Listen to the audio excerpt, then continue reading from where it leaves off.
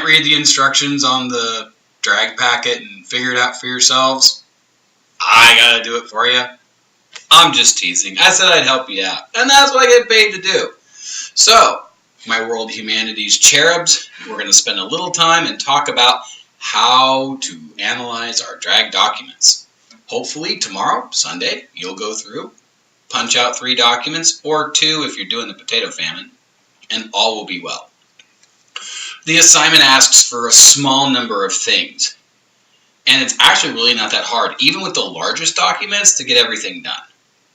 So what I'm going to do first is we're going to talk about MLA and how you're going to make the MLA thing work.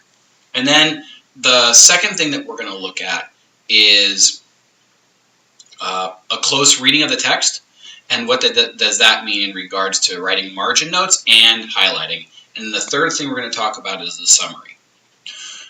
Hopefully, by the end of the next 8 to 10 minutes or so, you're going to have a really good idea about how to do this. And for those of you who've done the potato famine, document A kind of will be done for you. I also, so here's my document A. We're going to run through this with you for potato famine. I also have Charlemagne, there's Charlemagne, and I am going to do a second video upload for Charlemagne. Protestant Reformation people and Napoleon, you guys are just going to have to, watch these videos, get it figured out, and do your own documents. So let's take a look at potato famine first. So potato famine has, at the very top, all of the contact information in regards to what the document is, where it comes from, and its title and such. And this is all the information that you're going to need for MLA. Now, you're going to go to the Sprague Library website, and you're going to use the MLA Citation Maker to put up on the screen what it is that you're going to have. But on my website is also how to cite documents link. If you haven't gone to my website and looked for it yet, you need to do it. I'll see if I can put a link to it in the description box down below a little bit later on when I get the video edited and uploaded. In any regards, the steps are really simple. We have to figure out what kind of document this is, and then we'll look down our list on my website and then try and figure out, okay, is this a book, is this a magazine, is this a whatever. There are some clues to help us figure out what's going on here. First of all, if you see a source line that has a title in italics with some type of number followed by a time of publication and then page numbers that suggest it's not an entire book, then you're not dealing with an entire book. You're dealing most likely with an article that comes from a scholarly journal.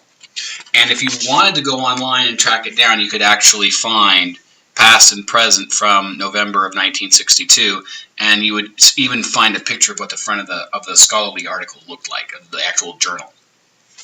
Once we've established that this is a journal and not a book, we go down my list of items that you can cite using MLA on my link on my website, and you will say, oh, I have found it, article from a scholarly journal. What's the first thing that we cite? Well, the first thing that we'll put on our works consulted line is going to be the author. Now, what am I going to be looking for? You're going to do all of this handwritten right here on the document. So I'm going to make myself a little bit of space. Last name is first. So I'm going to write just above document A, I'm going to write my MLA, and I'm going to write CONNELL, comma, K.H. There we go. That's all that you have to do. There's your name. Okay? Next thing it asks for is title. In this case, title of the article. Well, I know the title of the article is The Potato in Ireland. I gotta figure out what the camera is in relation to everything. The Potato in Ireland is not in italics. It tells you it's not a book. Now, it's not in quotation marks either, so you, like, the obvious hint to help you understand it's an article isn't there. But since it's not a book because it's not in italics or underlined, we know then it's probably a small part of a larger work, and that means it's in quotation marks. So then, quotation mark, The Potato in Ireland. Now, here's the real thing that's important. MLA uses periods to denote the ends of major chunks of information. So there's a period at the end of the name Cornell, K. H. That second period is functioning both as an abbreviation for H, but also it's serving as the period to end the author section. Then we have the potato in Ireland, period, and then end quotation mark. That period tells me it's the end of a major section of information. It's the end of the title section. So that helps out with that. Then we move on to, we go back and we reference an article in a scholarly journal. Then we have title of journal. And we know title of journal, it's in italics, past and present. Now I'm not going to write in italics because I can't. So what I'm going to do is I'm going to underline. You can underline when you handwrite. Past and present. Period. Have to have the period there. Oh, jeez, I can't see. You have to have the period there to note that it's the end of a major unit of information, in this case, the title. Then the next thing it asks for, I go back and I reference my document. It says volume, period, issue, year, colon.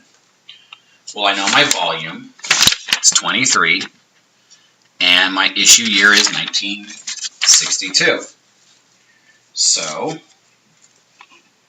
what I do is 23. I don't have to write VOL or anything. I just have to write 23. MLA tells me that a 23 here means the volume.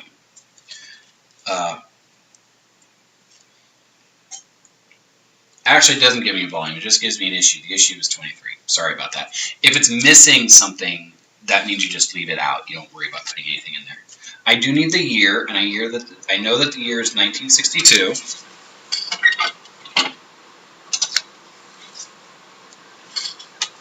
Sorry, I had to turn off the fan. It's not turning off, though. Great, I have a demonic fan. Oh, there we go. And then after year, I have a colon, and then it wants pages. So I just write 57 to 71. I don't have to write P or PG or anything. It doesn't need it, because MLA tells me that the numbers after the colon... Everything is getting in the way. This is so stupid. And then after pages, we need a period. Now the last thing it says is medium of publication. Now technically you got this off the web, but technically I'm giving this to you in print form. So everything that comes out of the packet should say print. So when we get to everything, this is what it looks like. Last name, first name, period. Title of article, in quotes, period. Title of publication, period. Italicized, since you guys are word processing. There's no volume, but the number is 23. Year of publication in parentheses. Colon. Page numbers, period. Print, period. That's what MLA citation looks like for this document. This is what I'm going to be looking for, handwritten on your document. So that's the end of phase 1. Phase 2 now is a close reading of the text. K.H. Connell writes, "But for the greater part of the country for a century before the famine, Young's generalization will serve, colon, the great mass of the population had in effect a single solid foodstuff. Stirabout, or an oatmeal loaf, was an occasional treat. Weeks or months separated the red letter occasions when meat was eaten. Day after day, 3 times a day, people ate salted boiled potatoes, probably washing them down with milk, flavoring them, if they were fortunate, with an onion or a bit of lard, with boiled seaweed or a scrap of salted fish." What is that actually telling us? Students love to cite this in their papers, and I'm asking myself why. Why is this so important to actually put in our papers? What is it really saying? It's saying that people ate potatoes all the time. Well, since this is the first document we're looking at, we really don't know what that means yet, because you have to read multiple documents to start to understand what the theme is for the documents, for the whole paper. So we have to keep reading. If there's anything in this first part that I think is worth making note of, it's just the idea that they eat potatoes all the time. Day after day, 3 times a day, people ate salted boiled potatoes. I honestly don't care what they washed it down with, and neither should you. And in the margin notes, what am I writing? Ate a lot of potato.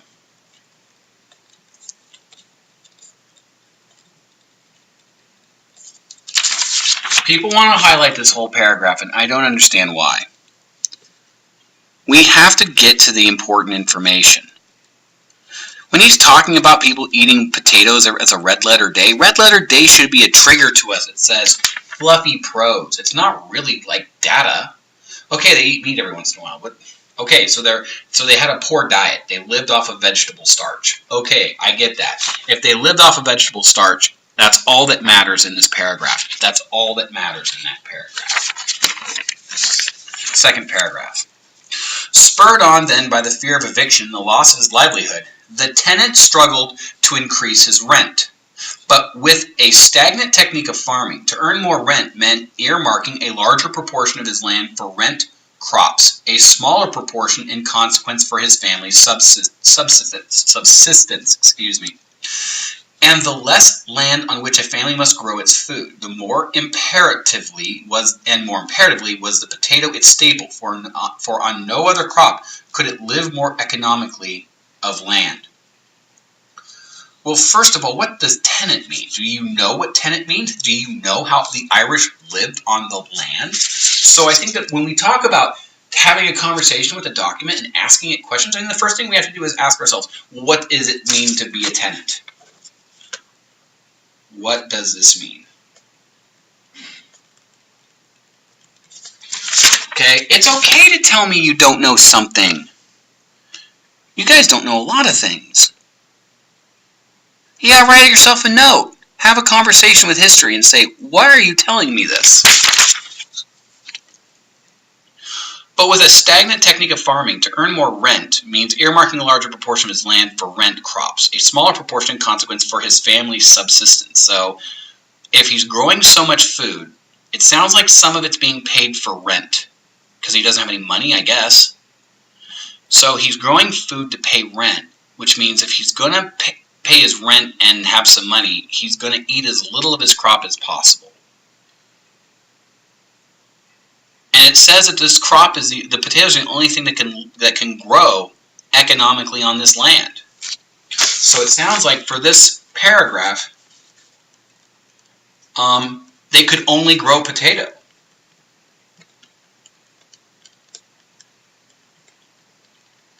For 2 things.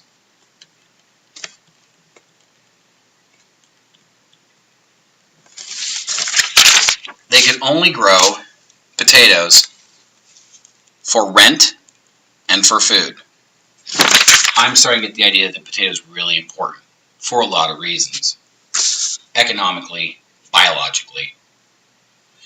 But the perils of living on a single food are more than usually acute when this food is the potato. Its yield, maybe, is more erratic than that of oats or wheat. Yet it keeps so badly that the surplus of one year does nothing directly to make good the deficiency of the next. It is bulky, too. Difficult, if communications are poor, to move from areas of abundance to areas of scarcity. It is planted late, lest it be damaged by frost. Usually, therefore, the season is advanced when its failure becomes apparent, too advanced for other foods to be grown. Nor, in all probability, can its victim buy a substitute. Growing their own potatoes, they have no money earmarked for food. Reduced to the most frugal of foods, they hardly have money at all, and their society, too, will have needed and reared only rudimentary food trade. There are a lot of things going on in here. They hardly have any money. It keeps so badly that the surplus of one year does nothing to make good the deficiency of the next. Difficult to move from areas of abundance to areas of scarcity. When it fails, it's too late to grow other food. But that's not really what this last paragraph is saying. What this last paragraph really is saying is it's giving about 8 reasons why potatoes suck. It sucks as a crop. It sucks as a basis of economics. So, for a multitude of reasons, potatoes are terrible.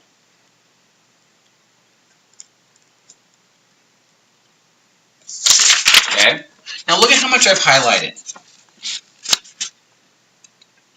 I probably could have highlighted something in that middle paragraph. Don't dunk these things in highlighting thinking that I'm going to be like, oh wow, this person read it and got a lot of stuff out of it. No, I know how much you're supposed to get out of this. I know what's useful and what's not useful. So you have to start, you have to be efficient and you have to be economic in your thinking. And you have to say to yourself, you know what, I may have to come back and read this again because maybe I skipped something. But when I go through here and I think about what Curry wants me to look for, Curry wants me to look for like specific numbers, specific facts, specific details, things that are important, things that have impact, things that impact people, structures, societies, things that have political, social, or economic importance. That's what we're looking for. So there's not an awful lot in this first one. It's pretty redundant. It just tells us over and over again, potatoes suck. And when we get to the summary, the third thing that you have to do, I can't write on this thing in the hotel. This article shows us the many reasons why potatoes are I'll say dangerous, but you could say bad food to be reliant on. Okay, at the bottom of your article, I expect to see a summary. Now, oh shoot, I forgot to look at what the actual, how long your actual summary is. I have forgotten how long your summary is. Oh, you know what? Just says a summary. The summary is going to be reflective of how long your document is. So you're looking at a summary that could be 2 sentences long. You could be looking at a summary that's 4 sentences long. But really all the summary is doing is reminding you what the article talks about. So that when you go back and look for things when you're writing, you'll be able to just look at the summary first and go, oh yeah, that's right, that's what this article is talking about, and I don't need anything out of there. I will move on to the next article. All right, so that's an example of the potato famine document. On Monday, everyone needs to bring their first 3 documents. We're going to spend time in class working on that. Those of you who are watching this video, text, email everybody that you can, and tell them to text and email everybody that you can so that the word can spread as much as possible. We're going to finish analyzing documents. I'm going to give you time to finish analyze documents 1, 2, and 3 in class. I would recommend that you get them started tomorrow. But at the end of the class period, I'm going to collect them. So get started on it because you may not get everything done in the 40 minutes during class. So if you watch this and you have any questions, feel free to shoot me an email, but I may not get a very verbose response back to you because I'm still judging tomorrow. Brandon is still in, and I think Blake is still in extemp. So I'm going to be busy for at least part of tomorrow. And in the second half of the day, I'm driving 7 hours back to Salem. So those of you who are doing Charlemagne, I'm going to start another video now, and I'm going to upload it so that you can see another example of me analyzing a document, and also going to help out the Charlemagne people. So thanks for watching. Mr. Curry Experience Online from Walla Walla. Woo! Walla Walla Walla, Walla Walla Walla, Walla Walla. Oh, Lord, I'm tired.